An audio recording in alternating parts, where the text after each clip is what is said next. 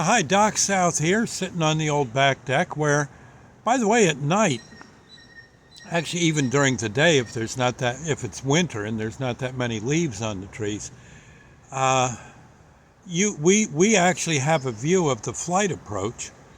I think the basic flight approach, there might be others, but a basic flight approach for Newark Airport. Yeah, and it's fascinating. I I know there's lots of times, especially when the leaves are down, you'll see a plane, a jet, will be coming from right over, yeah, right up around there. You'll see them, their lights, especially well, at night, they'll have their landing lights on, or at least some kind of light to identify that they're a jet coming. You'll see different colors on the wings and that kind of thing. And they'll be just slowly, I'm going way too fast, but just heading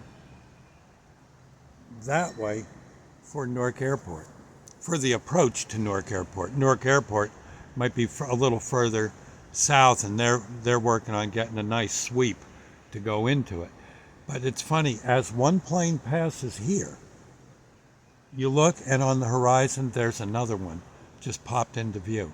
And they aren't, I don't know just how far apart you got to be, but these look like I'm guessing, again, I'm no expert on nautical mileage or aeronautical knowledge, navigational knowledge, but it looks like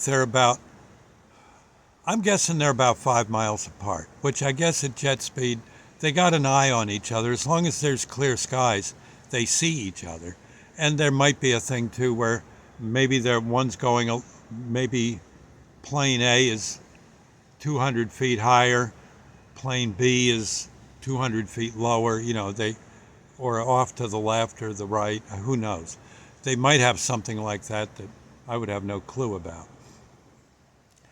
But you'll see them, just a constant parade. And I think, my gosh, all those people coming in for a landing. We don't see them going, rarely do we see them going the other direction. They must take a different route for outbound, heading west and to the northwest. But going to the southeast, they definitely got a steady line, just going, making their, by the way, there's no Piper Cubs in that mess. Piper Cub be eaten alive up at that point, right at that point. I think I may have once ridden on a jet that was going that route, and I remember, I think, seeing the water gap, thinking it was pretty cool. I could be wrong on that. This would have been decades ago. I mean, but maybe before there was a Delaware water gap, for all I know. But it's fascinating. One other thing, I remember I may have already spoken about this, but I remember once I was in a plane that was going to land in Philadelphia. Yes, and we were up pretty high. No, wait a minute. No, it was going to be, it may not, we may have just been going over Philadelphia. But looking down, I could see the Delaware River, and way down below, I could see a little tiny battleship. I think it was the battleship New Jersey, but it looked like a hangnail. We were so far up. It was so neat to see. And at one time, that ship could have knocked us down, could have knocked us out of the sky, and probably did its share in knocking fighter planes out of the sky from, I believe, the Japanese at that point. But it was so tiny. You could actually see the little tiny gun turrets, but they aren't tiny. They're pretty darn big. But yet, I guess the height do make a difference. And yeah, it evidently has a berth. I forget if it's on the Jersey or Pennsylvania side of I'm guessing it would be on the Jersey side, but I'm not sure. But you could see it. It's kind of fun when you can pick out different